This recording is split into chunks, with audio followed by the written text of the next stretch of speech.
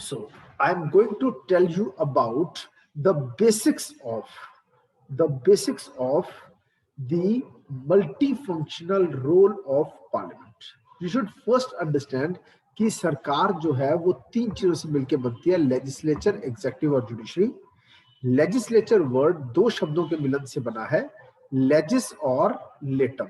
लेजिस और लेटम, जहां लेजिस का मतलब है लॉ और लेटम का मतलब है टू लेट आउट। और executive, as the name suggests, इसका काम क्या है? To execute the laws. ये लॉ को एग्जीक्यूट करने यानी इंप्लीमेंट करने के लिए है। ठीक है जी। तो ये इसको हम और क्या कहते हैं? कार्यपालिका। हिंदी में लेजिस्लेचर क्या कहा जाता है? विधायिका।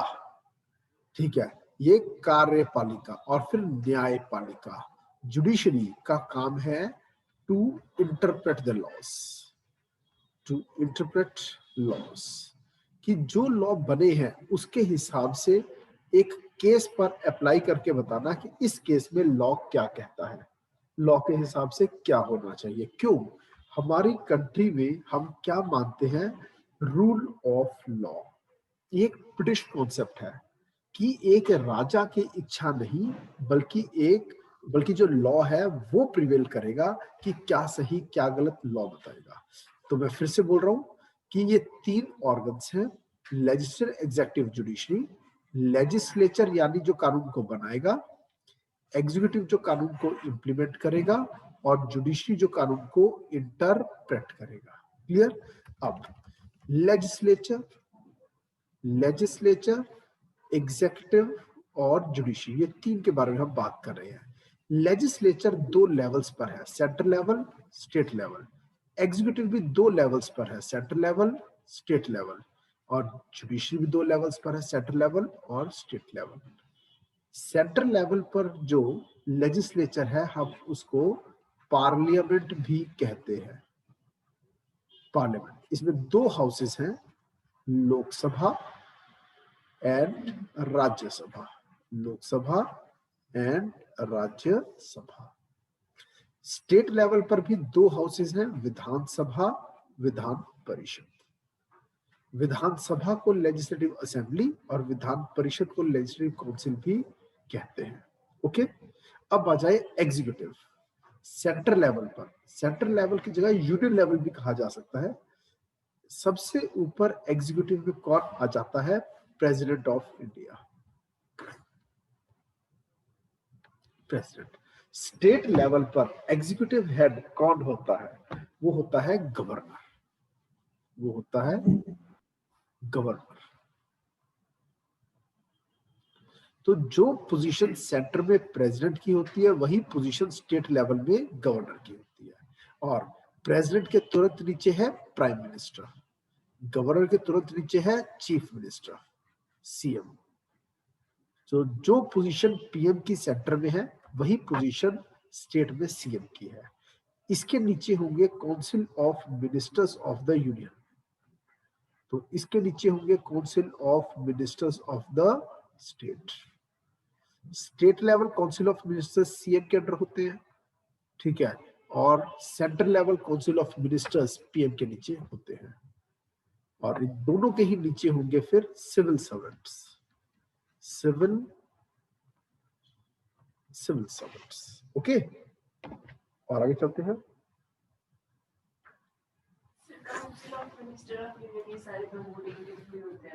हाँ जी, देखिए, काउंसिल ऑफ मिनिस्टर बनने के लिए पहले आपको लेजिस्लेचर का मेंबर बनना पड़ता है। और अगर if a person outside legislature is made minister, then within 6 months that person has to contest the elections and has to become the member of legislature। ये रूल है। ओके, और आगे चलते हैं अब हम। ये देखिए, जो जुडिशरी है सेंट्रल लेवल पर, यूनियन जुडिशरी है सुप्रीम कोर्ट। स्टेट लेवल पर है हाई कोर्ट। हाई कोर्ट के नीचे है डिस्ट्रिक्ट कोर्ट्स, जिसको हम लोअर कोर्ट्स भी कह देते हैं। क्लियर? तो ये पूरा ढांचा है, ऐसे हमारी गवर्नमेंट काम करती है। ओके, अब ये इसलिए बताना जरूरी था क्योंकि जब मैं टर्मिनोलॉजी यूज करूंगा तो आपको समझ में आ जाए किसकी बात हो रही है। कि लेजिस्लेचर दो लेवल्स पर, सेंटर लेवल और स्टेट लेवल, एग्जीक्यूटिव भी centre level state level, judiciary भी सेंटर लेवल और स्टेट लेवल। क्लियर?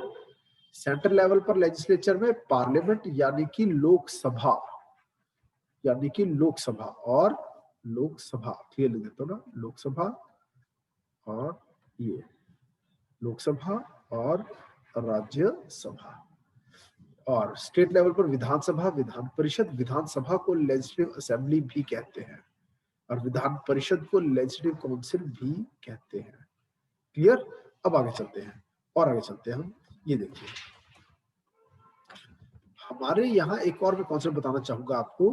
हम एक और चीज करते हैं, separation of powers, separation of powers, कि जिसका काम उसी को साझे, दूजा करो करे तो बुद्धू लागे। ठीक है? और दूसरी बात, अलग लोग हो लेजिस्लेचर में, अलग लोग हो एग्जीक्यूटिव में, अलग लोग हो जुडिशरी में, ये अलग हो, ये अलग हो, ये अलग हो, इसके लोग कोई और, इसके लोग कोई और, इसके लोग कोई और। कभी कोई जज मेंबर ऑफ पार्लियामेंट नहीं हो सकता। तो इसे हम कहते हैं सेपरेशन ऑफ पावर्स, जो कि यूएसए में पूरी तरह से एप्लीकेबल है, क्योंकि वहां पर कौन सा गवर्नमेंट है? Presidential form of government, presidential form of government. पर इंडिया में ये फुली एप्लीकेबल नहीं है, इंडिया में ऐसा नहीं है। इंडिया में कौन सा फॉर्म ऑफ गवर्नमेंट चलता है? Parliamentary form of government. UK में, इंडिया में, यूके में, पाकिस्तान में, इंडिया में, हर जगह, क्योंकि यूके वाला सिस्टम चला रहा है और वो है पार्लियामेंट्री फॉर्म ऑफ गवर्नमेंट। दो ही तरह की फॉर्म ऑफ गवर्नमेंट होती है। नहीं हो सकता, नहीं, पार्लियामेंट्री फॉर्म ऑफ गवर्नमेंट नहीं हो सकता। ठीक है? ये basic structure of the constitution है। Basic structure can not be destroyed case of the Bharatiya Vashishth of Kerala case में कहा गया है। ठीक है जी? तो पार्लियामेंट्री फॉर्म ऑफ गवर्नमेंट में legislature plus executive move hand in hand, ये दोनों मिलकर चलते हैं। प्लस जुडिशरी अलग चलता है। जुडिशरी, कोई भी जज मिनिस्टर नहीं हो सकता, मगर एक मिनिस्टर एमपी होता है और एमपी मिनिस्टर बन सकता है। क्लियर? तो लेजिस्लेटिव एग्जीक्यूटिव मिलकर चलते हैं। तो ये जो मैंने दो रेड लाइंस यहाँ पर ड्रॉ की थी, ये वाली लाइन जो है, ये the distinction between the judiciary and the other two parts तो बिल्कुल सही है, पर ये वाली जो है इसमें ब्रेक्स है, ये लाइन गलत है। Legislative executive move hand in hand in India because we have parliamentary form of government. Okay? ये कॉन्सेप्ट यूज होंगे आज के लेक्चर में, इसीलिए मैंने ये बेसिक्स करवाए हैं। अब मैं आगे चलता हूं कि पार्लियामेंट के, हमारी जो पार्लियामेंट है उसके फंक्शंस क्या हैं, क्या क्या रोल है, कितनी तरह के रोल्स हैं। ठीक है? तो वो एक नहीं, डाइवर्स कई तरह के रोल्स हैं। ये देखिए, उसके कुछ लेजिस्लेटिव फंक्शंस हैं। क्लियर? फिर उसके कुछ एग्जीक्यूटिव फंक्शंस भी हैं, फिर कुछ फाइनेंशियल, कुछ constituent, judicial, electoral powers and other powers. सबसे पहले हम बात करेंगे लेजिस्लेटिव फंक्शंस की। लेजिस्लेटिव यानी कानून बनाना, कानून को इंप्लीमेंट करना, पैसे का कंट्रोल, कॉन्स्टिट्यूशन की अमेंडमेंट्स, ठीक है, फिर कुछ डिसाइड करना, जजमेंट, और फिर इलेक्शन से रिलेटेड, और फिर अदर फंक्शंस। क्लियर? नेक्स्ट, अब आ जाए लेजिस्लेटिव फंक्शंस की तरफ। यहां तक कुछ पूछना तो नहीं, समझ में आ गया सबको? चले आगे। अब समझिए, हमारे यहाँ पर लेजिस्लेचर जो कानून बनाने का काम है वो कुछ हद तक फेडरल है। हम कहते हैं we are quasi federal in nature. Quasi federal, what is federal? Quasi federal क्या है? ये फेडरेशन शब्द से बना है, क्वासी फेडरल। पहले इसको समझिए, इसको समझिए। यूएसए जो है वो ट्रूली फेडरल है, वो सही मायनों में फेडरल है। क्यों? क्योंकि वहां पर आपको मिलता है क्या? Division, division of powers. काम बांट रखा है, पावर्स बिटवीन किस किस के बीच में बांट रखा है? Centre and states, centre and it's units कह लो, यूनिट्स कह लो या स्टेट्स कह लो, एक ही बात है। यानी कि एक होगी सेंट्रल गवर्नमेंट, ठीक है जी, और एक होगी स्टेट गवर्नमेंट। इसका स्फीयर डिसाइडेड है, डिटरमिन्ड है, अलग है, इसका स्फीयर अलग है। क्लियर? तो हमने भी कुछ ऐसा ही किया। इंडियन कॉन्स्टिट्यूशन में सबसे ऊपर है प्रियम्बल, उसके बाद है उसके 25 पार्ट्स, और उसके बाद है एंड में 12 स्केड्यूल्स। ये है हमारे कॉन्स्टिट्यूशन का स्ट्रक्चर। सबसे ऊपर है प्रियम्बल। प्रियम्बल तो बस एक पैराग्राफ है, it is preface to constitution of India.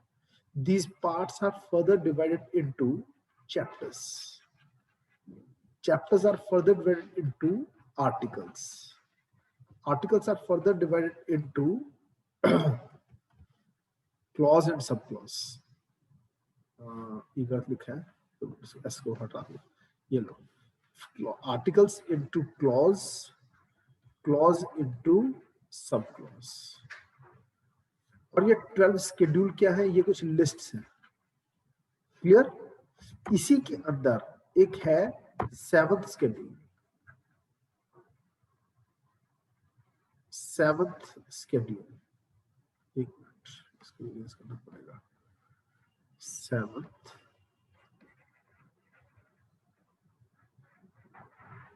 क्या है 7th शेड्यूल? इसमें दिया है डिवीजन ऑफ पावर्स। कुछ हद तक हम भी फेडरल हैं, हमने भी सेंट्रल स्टेट्स में काम बांट रखा है, और वो बंटवारा दिया है 7th शेड्यूल में। इसमें क्या दिया गया है? 3 लिस्ट्स, 3 लिस्ट्स हैं। ये कौन कौन सी है? ये कौन कौन सी लिस्ट्स हैं? यूनियन लिस्ट, स्टेट लिस्ट और कॉन्करेंट लिस्ट। कोई बताएगा मुझे कॉन्करेंट लिस्ट का आइडिया हमें किस कंट्री से आया था? एनीबॉडी?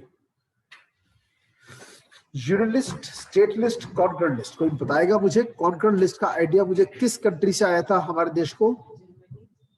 Answer is Australia. जब भारत का संविधान लागू हुआ था तब यूनियन लिस्ट में कितने आइटम्स होते थे? एनीबॉडी? जब भारत का संविधान लागू हुआ तब यूनियन लिस्ट में कितने आइटम्स थे? यूनियन लिस्ट के आइटम्स पर लॉ कौन बनाएगा? पार्लियामेंट, यानी लोकसभा प्लस राज्यसभा, यानी कि पार्लियामेंट यानी कि स्टेट लेजिस्लेचर, या सॉरी यानी कि सेंट्रल लेजिस्लेचर। यूनियन लेजिस्लेचर ज्यादा अच्छा वर्ड है, सेंट्रल लेजिस्लेचर या फिर यूनियन लेजिस्लेचर। ये लोग कानून बनाएंगे, ये लोग कानून बनाएंगे। Union legislature, central legislature, parliament यानी लोकसभा राज्यसभा, ये लोग मिलकर लॉ बनाएंगे किस पर? यूनियन लिस्ट के आइटम्स पर। और कितने आइटम्स थे? 97 आइटम्स वर देयर। और स्टेट लिस्ट के आइटम्स पर लॉ कौन बनाएगा? इस पर बनाएगा स्टेट लेजिस्लेचर। स्टेट लेजिस्लेचर जो कि क्या है? विधानसभा प्लस विधान परिषद। वैसे इसको legislative assembly plus legislative council भी कह सकते हैं। क्लियर? इसके मेंबर्स को एमएलए कहते हैं, मेंबर ऑफ लेजिस्लेटिव असेंबली, इसके मेंबर को, विधानसभा के मेंबर को। क्लियर? और जब संविधान लागू हुआ था तब इसमें कितने आइटम्स थे? There were 66 items.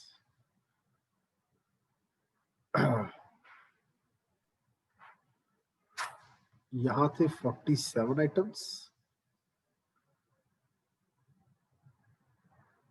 दो वेट, ये देखिए, एक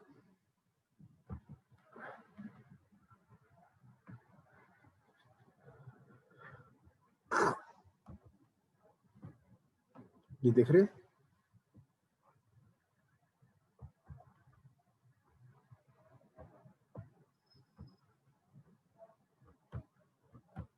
ओके,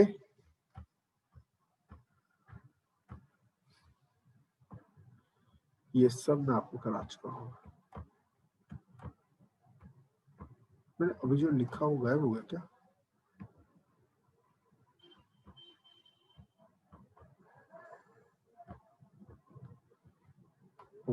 दो डॉक्यूमेंट्स खोल रखे हैं मैंने, ठीक है जी, ओके। और बाद में इसमें कुछ ऐड हुए, 100 के आसपास हुए, इसमें से 5 आइटम्स कम हो गए थे और ये यहां आकर ऐड हो गए थे और ये हो गए 52 आइटम्स ना, 5 ऐड हुए थे तो हो गए 52, सॉरी 5 ऐड हुए तो हो गए 52 आइटम्स।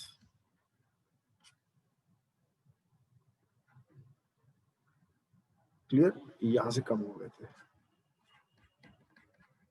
एक मिनट, मैं इसको जरा यहां आपको दिखाना चाहूंगा। 7th शेड्यूल देखिए, 7th schedule of constitution,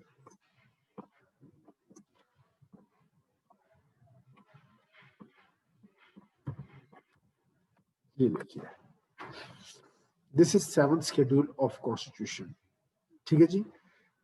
12 schedule है, उसमें से जो हमारा 7th शेड्यूल है, ठीक है, वो डिवीजन ऑफ पावर्स की बात करता है। ये आर्टिकल 246 से पैदा होता है। ये कुछ ऐसा है दिखने में, आप लोगों के सामने है। अब देखिए 7th शेड्यूल, लिस्ट 1, इसको हम यूनिट लिस्ट कहते हैं, ठीक है जी।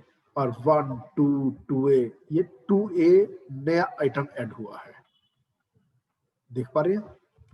अब नेवी को लेकर कोई लॉ बनाना है तो सेंटर बनाएगा, मिलिट्री को लेकर सेंटर बनाएगा, आर्म्स को लेकर सेंटर बनाएगा, एटॉमिक एनर्जी को लेकर सेंटर लॉ बनाएगा, सीबीआई को लेकर लॉ बनाएगा, सेंटर बनाएगा। I hope now you understand. इस तरह से लिस्ट दे रखी है। ये सब हमारा 7th शेड्यूल है, ये देखिए 66, और यहाँ पे आके ये लिस्ट अब खत्म होने वाली है। 97 इसका लास्ट नंबर है, मगर जो इसमें एडिट हुए, जैसे 92C ये ऐड हुआ, ये भी ऐड हुआ, इसको अलग आइटम गिना जाएगा सर्विस टैक्स को, क्लियर। लेकिन कुछ रिपील भी हुए हैं, ठीक है, जो तो 100 के आसपास के आइटम्स अब भी हैं। फिर आता है उसका अगला, जिसे हम कहते हैं स्टेट लिस्ट। ये स्टेट लिस्ट है। जैसे पब्लिक, बार बार पेपर में क्वेश्चन आता है, पब्लिक ऑर्डर कौन सी लिस्ट में है? आंसर है स्टेट। अपनी स्टेट के अंदर का लॉ एंड ऑर्डर मेंटेन करना स्टेट गवर्नमेंट का काम है, और वही इसको लेकर लॉ बना सकती है, ठीक है जी। ये देखो, ओके। अब बैटिंग को लेकर, गैम्बलिंग को, अब गैम्बलिंग को लेकर भी, ठीक है जी। सैलरी, मिनिस्टर्स की सैलरी कौन डिसाइड करेगा? स्टेट पब्लिसिटी कमीशन को लेके, ठीक है जी। Public debt, treasure move, taxes on agricultural income, ये सब के सब हमारे कौन से आइटम्स हैं? State list. और कितना आइटम टोटल? 66। ये एक बार मैं दिखाना चाहता था आपको, ठीक है, मगर इसमें से कुछ कम हो गए, ठीक है, जो कि रिपील हो गए, और रिपील होकर वो किस में ऐड हो गए थे? Concurrent list. कॉन्करेंट लिस्ट, जैसे 35 के बाद 37 आ रहा है, वेयर इज 36 नंबर? ये खत्म हो गया, कहाँ चला गया? ये कॉन्करेंट लिस्ट में ऐड कर दिए गए हैं, ठीक है। Entry 36 omitted by the constitution 7th amendment, अलग अलग अमेंडमेंट्स में ऐसे काम हुए, ठीक है। और फिर आता है कॉन्करेंट लिस्ट, जिसमें पहले थे 47, बाद में 5 ऐड होकर हो गया 52, ठीक है। जैसे क्रिमिनल लॉ को लेकर सेंटर भी लॉ बना सकता है, स्टेट भी। क्रिमिनल प्रोसीजर को लेकर सेंटर भी, स्टेट भी। प्रिवेंटिव डिटेंशन, कि शक की बिना पर किसी को अरेस्ट करना, मैरिज, डिवोर्स, सेंटर भी लॉ बना सकता है, स्टेट भी, क्यों? कॉन्करेंट लिस्ट में है ना, ठीक है जी। अब इकोनॉमिक एंड सोशल प्लानिंग दोनों, population control, family planning, centre state दोनों बना सकते हैं, ठीक है जी। ये देखिए, ये सब अमेंडमेंट्स के द्वारा चेंजेस आए हैं, ओके। अब स्टैंप ड्यूटी को लेकर भी सेंटर स्टेट दोनों लॉ बना सकते हैं। ये देखिए, लास्ट आइटम का नंबर है 47, लेकिन 5 जो ऐड हुए वो बीच में ABC ऐड करके किए गए हैं, तो अब हो गए 52 items. This is the importance of 7th schedule, clear. मैंने अभी दिखाया 97 थे, पर बढ़ के कुछ 100 के आसपास अब हो गए हैं, ठीक है। पहले 2 ऐड हुए थे, फिर 1 हुआ था, इस तरह से धीरे धीरे चेंज होता गया नंबर, ओके। और अब हम चल रहे हैं इसकी तरफ। ये देखिए, legislative powers and functions. Primary function of parliament is to make laws. काम क्या है पार्लियामेंट का? लॉ बनाना मेनली, क्यों? गवर्नेंस के लिए, ओके। और सिर्फ इसी के पास एक्सक्लूसिव पावर है यूनियन लिस्ट के आइटम्स पर लॉ बनाने की, जिसमें कितने आइटम्स? 97 आइटम्स। ठीक है। इसके अलावा कुछ रेजिडुअरी सब्जेक्ट्स भी होते हैं, वो क्या होते हैं मैं आपको वो समझाता हूँ, सुनिए ध्यान से। ये देखिए, ये देखिए, मैंने बताया कि 97 आइटम्स पर सेंट्रल लॉ बनाएगा, इस पर ये स्टेट बनाएगा और इन पर बनाएगा बोथ, कॉन्करेंट पर बोथ लॉ बना सकते हैं, सेंटर भी स्टेट भी। लेकिन अगर कोई न्यू आइटम सामने आता है, कोई ऐसी चीज जो पहले एग्जिस्ट ही नहीं करती थी, जैसे कि साइबर लॉ ही लो, साइबर को लेकर या फिर जो आजकल मोबाइल गेम्स है, कुछ भी ऐसी चीज जो टेक्नोलॉजी पहले थी ही नहीं, जिसके बारे में पहले सोचा ही नहीं गया था, एक नया आइटम कोई आता है, ठीक है। अब वो तो एक रेजिडुअल बचा हुआ चीज है, वो पहले थी ही नहीं, तो उस पर लॉ कौन बनाएगा? Who has the authority to make law residuary items? Answer is centre. समझ में आया? और अगर देखो जी, कोई आइटम ऐसा है, ठीक है, जो कि कॉन्करेंट लिस्ट का है, उस पर दोनों लॉ बना सकते हैं, मगर सेंटर ने बना दिया लॉ ए और स्टेट ने बना दिया लॉ बी। एक ही चीज के ऊपर दो लॉज बन गए, स्टेट ने बना दिया, सेंटर ने भी। क्यों? कॉन्करेंट लिस्ट में था, दोनों बना सकते हैं, तो किसका बनाया लॉ माना जाएगा? सेंटर। अगर किसी पॉइंट पर, अगर किसी पॉइंट पर कोई टाई हो गया, समझ में आ गया, ये कहता है एक चीज को यस और ये कहता है एक चीज को नो, तो सेंटर की बात मानी जाएगी। अगर सेंटर नो कह रहा है तो नो ही होगा। इसमें पॉइंट क्लियर? तो in the case of tie, law made by centre shall prevail over the law made by state. और रेजिडुअरी क्या है? अगर कोई चीज किसी लिस्ट में नहीं है, नई चीज है, तो उस पर सेंटर लॉ बनाएगा। That is subjects not enumerated in any of the three lists. Clear? फिर कॉन्करेंट लिस्ट में थे कितने? 47 आइटम्स, अब है 52 आइटम्स, जिस पर दोनों लॉ बना सकते हैं, सेंटर भी स्टेट भी। और मगर सेंटर का बनाया हुआ लॉ, यानी पार्लियामेंट का बनाया हुआ जो लॉ है, उसका ओवरराइडिंग इफेक्ट होगा over the state law. That is the law of parliament prevails over the law of the state legislature in case of a conflict between the two. Centre के बनाए law, state के बनाए law में अगर conflict होगी, tie हो गया, तो किसका बनाया लॉ प्रिवेल करेगा? सेंटर का बनाया हुआ लॉ। इसमें पॉइंट क्लियर? और आगे चलते हैं। फिर constitution also empowers the parliament to make laws on the subjects in the state list. ठीक है, पहले थे 66, फिर 5 कम हुए, फिर उसके बाद 2 और कम हो गए, अब है 59 सब्जेक्ट्स, किसमें? स्टेट लिस्ट में। क्लियर? और इन 5 सिचुएशंस में सेंटर स्टेट लिस्ट के लॉ, स्टेट लिस्ट के आइटम पर भी लॉ बना सकता है। समझ में आया? फिर से मैं बता रहा हूं, ये देखिए, जो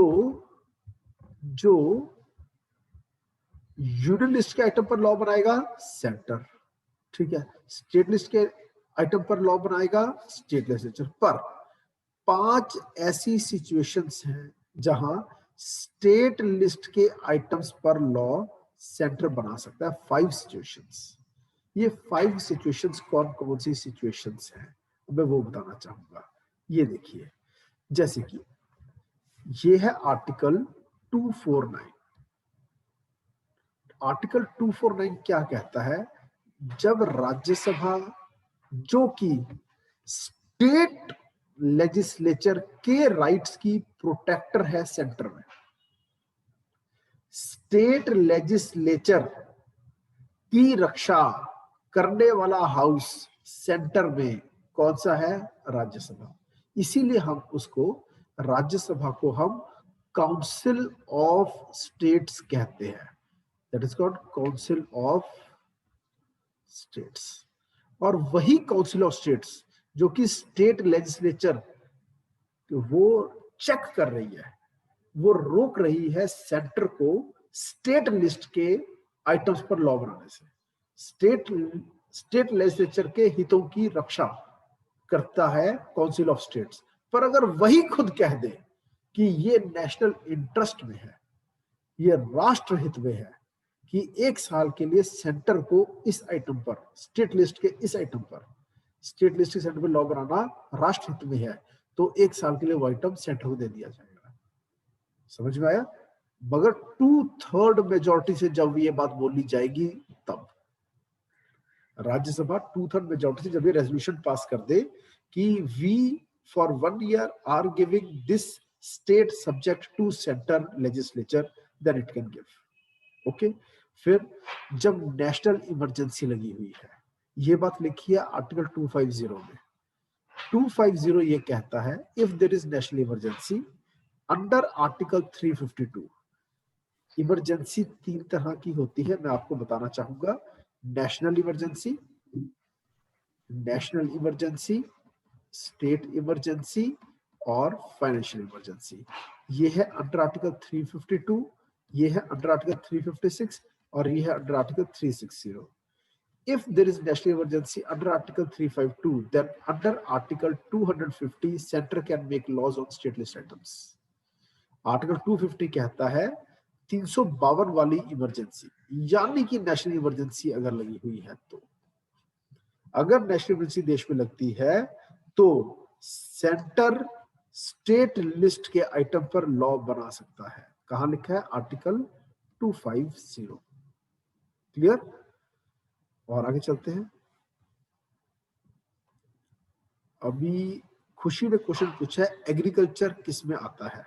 ठीक है, देखिए जी, अभी अभी मैंने आपको बताया एग्रीकल्चरल इनकम के बारे में।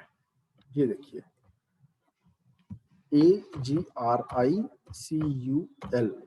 ये देखिए taxes on income other than agriculture income.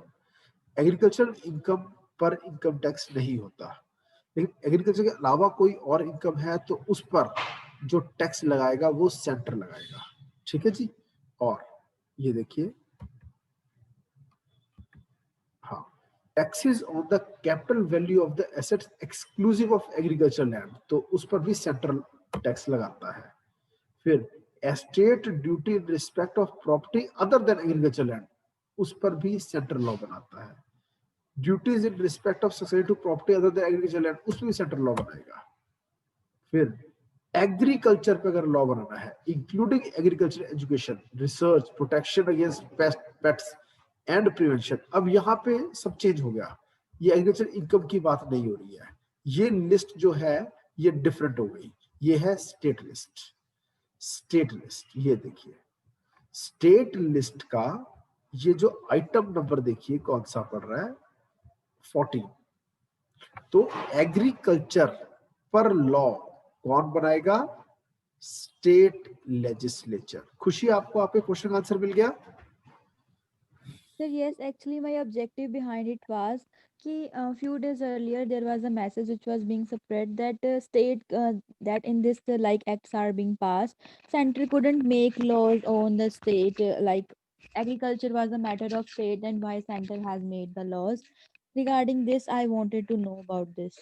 This is a debate going on. The 3 farm laws, are they constitutionally valid or not? If you see entry 14, agriculture including agriculture education and research, protection against pests and prevention of plant diseases, इसको एक तो state बनाएगा, वो है agricultural reforms. और वो directly देखो ना, आपको देखना पड़ेगा क्या इंटेंशन बिहाइंड द लेजिस्लेचर, कि वो लेजिस्लेचर का इंटेंट क्या है। वो कॉन्ट्रैक्ट फार्मिंग लेकर आ रहे हैं, समझ में आया? तो वो फार्मिंग से एक थोड़ी सी अलाइड चीज है, मगर ये डिबेटेबल पॉइंट है। अभी भी सुप्रीम कोर्ट इस पॉइंट को कंसिडर कर रही है कि क्या यूनियन लेजिस्लेचर के पास पावर थी या नहीं थी ये एग्रीकल्चर रिफॉर्म लॉज बनाने की। क्लियर? लेट्स सी क्या बनता है। और आगे चलते हैं हम। दैट व्हेन 2 और मोर, ये समझ में आ गया, नेशनल इमरजेंसी लग जाने पर सेंटर स्टेट लिस्ट के आइटम पर लॉ बना सकता है। फिर अगर 2 या 2 से ज्यादा स्टेट्स जॉइंटली रिक्वेस्ट करें पार्लियामेंट को कि आप स्टेट लिस्ट के आइटम पर लॉ बनाओ, तो आर्टिकल 252 ऑथराइजेज सेंट्रल लेजिस्लेचर यानी parliament to make laws on state list items. जब 2 या 2 से ज्यादा स्टेट्स खुद अपनी मर्जी से अपनी पावर सेंटर को देना चाहती है, वो दे सकते हैं। ठीक है। उल्करा urban land ceilings regulation act जो बना वो इसी 252 के तहत बना था। पंजाब ने, हरियाणा ने अपनी लैंड सीलिंग्स की पावर किसको दी थी? सेंटर को दी थी। देन जब किसी, ये अब मैं बात करने जा रहा हूं अंडर आर्टिकल 253, जब किसी इंटरनेशनल एग्रीमेंट को, ट्रीटी को या कन्वेंशन को इंप्लीमेंट करने के लिए कोई लॉ बनाने की जरूरत है, मगर वो अगर स्टेट लिस्ट का आइटम है, तो क्या सेंटर उस पर लॉ बना सकता है? हाँ, क्योंकि ज्यादा जरूरी है इंटरनेशनल लेवल पर भारत की साख कायम रहनी चाहिए, हमारी इंटरनेशनल वैल्यू डाउन नहीं जानी चाहिए, अपनी जुबान से हम फिरेंगे नहीं। फिर लास्ट पांचवी सिचुएशन, जब प्रेसिडेंट रूल लग जाए यानी स्टेट इमरजेंसी, जो कि अंडर आर्टिकल 356 लगती है। अंडर आर्टिकल 356 अगर प्रेसिडेंट रूल लग जाए यानी कि स्टेट इमरजेंसी लग जाए, तब भी सेंट्रल लेजिस्लेचर, यूनियन लेजिस्लेचर यानी parliament can make laws on state list items. Okay, फिर अब मैं बात करने जा रहा हूं अंडर आर्टिकल 123, ठीक है, कि प्रेसिडेंट चाहे तो रिसेस पीरियड के दौरान, यानी कि जब पार्लियामेंट सेशन में नहीं है, during the recess of parliament, तब वो एक टेम्परेरी लॉ बना सकता है, टेम्परेरी लॉ बना सकता है, इसे हम कहते हैं ऑर्डिनेंस। स्टेट लेवल पर गवर्नर अंडर आर्टिकल 213 ऑर्डिनेंस बना सकता है, और बनाने के बाद जब भी पार्लियामेंट सेशन में आएगी, यानी जब लेजिस्लेटिव सेशन में आता है, तो उसके सामने रख दिया जाता है कि काम आपका था पर आप सेशन में थे नहीं, इसलिए मजबूरी में प्रेसिडेंट को अध्यादेश जारी करना पड़ा, यानी कि रिसेस पीरियड में टेम्परेरी लॉ यानी कि ऑर्डिनेंस बनाना पड़ा। तो फिर अप्रूवल देगी पार्लियामेंट या नहीं देगी? कितने टाइम के अंदर देगी? With in 6 months of reassembly. जब पार्लियामेंट आकर बैठ गई, अपना काम करना शुरू कर दिया, तब उसे 6 वीक, मैं शायद मंथ बोल दिया गलती से अभी, विद इन 6 weeks उसको डिसाइड करना है, या तो पास करो प्रेसिडेंट का बनाया टेम्परेरी लॉ, या रिजेक्ट करो। और कुछ भी नहीं किया तो जिस दिन दोनों हाउस इकट्ठे हो गए थे, असेंबली रीअसेंबली हो गई थी, उसके 6 हफ्ते के बाद ऑर्डिनेंस ऑटोमेटिकली खत्म हो जाएगा। पास कर दिया तो एक्ट बन जाएगा, लॉ बन जाएगा, परमानेंट हो जाएगा। रिजेक्ट किया तो उसी दिन से एंड हो जाएगा, खत्म हो जाएगा, सीज टू ऑपरेट हो जाएगा।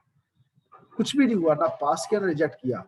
तो जिस दिन पार्लियामेंट की रीअसेंबली हुई थी, ये वर्ड देखो, जिस दिन पार्लियामेंट की रीअसेंबली हुई थी, उसके 6 हफ्ते के बाद, 6 weeks के बाद, ordinance ceases to operate. Ordinance becomes inoperative if it is not approved by parliament within that period. Period कितना? 6 weeks. कहां से स्टार्ट होगा? री असेंबली। ओके, फिर अब मैं बताने जा रहा हूं कि क्या होता है डेलीगेटेड लेजिस्लेशन, यानी क्या होता है एग्जीक्यूटिव लेजिस्लेशन, यानी कि क्या होता है सबऑर्डिनेट लेजिस्लेशन। पार्लियामेंट लॉ का बेस तैयार करती है, बेसिक्स यानी स्केलेटन, लेकिन उसके तहत बनते हैं रूल्स, उसके तहत बनती हैं डिटेल्स, जो कि कौन बनाएगा? एग्जीक्यूटिव, यानी आईएएस ऑफिसर्स, पीसीएस ऑफिसर्स। समझ में आया? क्यों? आम जनता से ये लोग जुड़े हुए हैं, इंप्लीमेंट तो आगे चल के इन्होंने करना है, तो रूल्स भी इन्हीं को बनाने दो। लेकिन बेसिक प्रिंसिपल्स वाले जो लॉ है, वो स्केलेटन फॉर्म में लॉ कौन बनाएगा? पार्लियामेंट। तो लॉ बनाने का काम वैसे पार्लियामेंट का है, लेकिन वो सिर्फ स्केलेटन फॉर्म का लॉ बनाती है, और उसकी डिटेल्स किससे फिल कराती है? एग्जीक्यूटिव से। इसे हम कहते हैं डेलीगेटेड लेजिस्लेशन। हदों में रह के तो ये अच्छी चीज है, पर अगर ये हद से ज्यादा है तो ये गलत है। ओके जी, then this is not delegated legislation. Such rules and regulations जो कि एग्जीक्यूटिव बनाता है are placed before parliament for its examination. फिर वो उसको चाहे तो अप्रूव करे उन रूल्स को, डिसअप्रूव करे, या फिर अमेंड भी कर सकते हैं। क्लियर? हाँ, एग्जेक्टिव तो उनका काम इम्प्लीमेंट करना है। हाँ, वो रूल्स बनाकर इस तरह से हेल्प कर रहे होते हैं एग्जेक्टिव की। Is my point clear? मैं इसके साथ ही आज के सेशन को समाप्त करता हूं। अगर आप कोई क्वेश्चंस पूछना चाहते हैं तो पूछिए। कल का मेरा जो सेशन स्टार्ट होगा वो होगा यहां से, executive powers and functions of the parliament. Clear? Any question from anywhere? Any question?